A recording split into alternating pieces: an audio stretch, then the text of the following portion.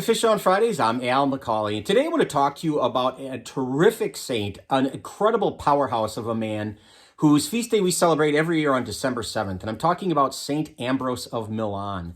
And I have a personal affection towards Saint Ambrose because he was one of the major influences in the life of one of my favorite saints, and that's Saint Augustine. Saint Augustine's image is right there.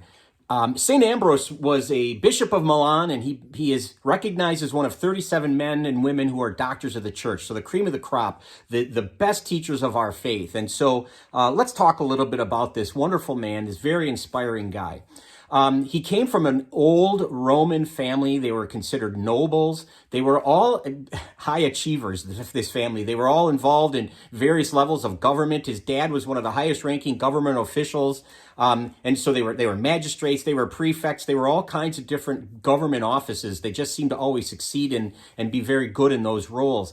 When he's 14, Ambrose's dad is going to die, and he's going to be moved to Rome with the rest of his family. And his older sister, Marcellina, is going to be the one who pretty much raises him from that point on. Marcellina is a Christian, and she is a consecrated virgin in Christianity. So she's going to have an influence in terms of his theology, if you will, as he's raised by her in Rome. He's going to be educated, he's going to study law, he's going to study literature, he's going to study rhetoric, and he's going to excel at all of these things. He's an incredibly brilliant man. He's going to flourish in politics, and he is going to, like his father before him, reach the highest levels of government in Milan, in northern Italy. And when the former bishop of Milan dies, he was so eloquent in his praise for that man that the people of Milan stood up in his presence and shouted, we want Ambrose as our next bishop. Well, here's a guy who might have been Christian, but he had never received any of the sacraments. And so, and I think he probably had some fear with this, some trepidation. And so the story is he ran away. And he tried to evade this, and yet they found him, and they brought him back and convinced him. And so he was, on December 7th, he was in the year 374. He was baptized, he was ordained a priest, and consecrated bishop, all on the same day, December 7th of 374 AD. And December 7th, as I said, is his feast day, and that's why, because this is such a momentous day in the life of Ambrose. But first thing he did was he took all the land that he had, any money, anything that he had attained by virtue of inheritance, he gave it all to the poor. He gave some of it to the church, dedicated some lands for churches to be built, but gave almost all of it to the poor. And so he was, gave up a whole lot because he was in some ways politically stationed to be successful his whole life. He was rubbing elbows with the likes of the emperor, and to give all that up really tells you something about the man. We know about him a lot because of his one of his biographers and a secretary who wrote about him. His name is Paulinus, who wrote a lot of his stuff, was a scribe of sorts. But we also know a lot about him because of, as I mentioned earlier, St. Augustine. In the Confessions, which is St. Augustine's autobiography, St. Augustine writes about how this man was just absolutely brilliant. He was spiritually aware, he was smart. He might not have been the flashiest guy in the world, but he certainly had rhetorical skill. But, Augustine had kind of poo-pooed Christianity his whole life. His mother was a Christian, was always kind of nagging him, his mother Monica, of course, to become a Christian.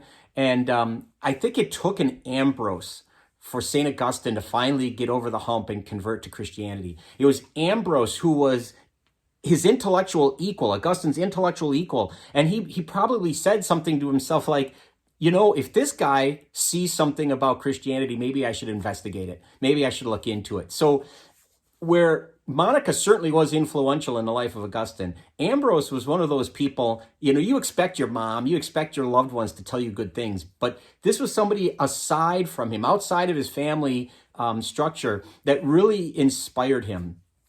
And it makes me think about that a lot. It makes me think about, who is the Ambrose in my life? If I had Ambroses, plural, have I had those people outside of my family who have inspired me, who have encouraged me, who maybe saw something in me that when they said it made me think differently about myself in a positive way?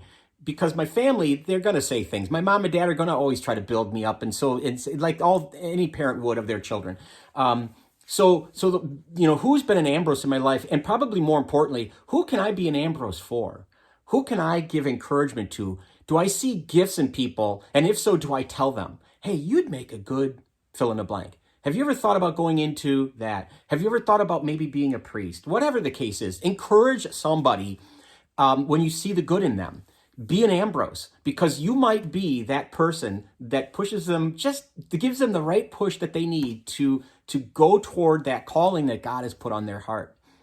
So St. Ambrose is going to continue as the Bishop of Milan. In fact, he is going to be so influential that he is the guy who baptizes the adult St. Augustine. So it's an interesting guy. He sees this whole Augustine transformation and conversion through to its fruition, to eventual baptism into the Christian faith. When you look at icons or images of St. Ambrose, oftentimes he's either holding or next to a beehive. And this has to do with the legend, a story that when he was a child and he was in, if you want to say like a bassinet, there were bees floating in and around his bassinet, and one flew in his mouth and out, and none of them stung him. And it was all related to a dream or a vision that his mother had that prophesied that he was going to have words like honey. He was going to be honey-tongued. And so that's why bees, honeybees or a beehive is oftentimes associated with him in iconography. So there you go. So St. Ambrose, wonderful guy, doctor of the church, wonderful saint to celebrate. And again, I can't encourage you enough to think about who have been the Ambroses in your life, to say a prayer of thanksgiving for them, and to whom can you be an Ambrose? Who can you encourage? Anyway, thanks for watching. If you want to share this content, that would be great. We'd love that. If you'd like to subscribe to our YouTube channel or follow us on Facebook, we'd be grateful for that. But either way, please keep tuning in every Friday for Fish on Fridays. Until next time, please be good to each other and be an Ambrose to somebody, and God bless.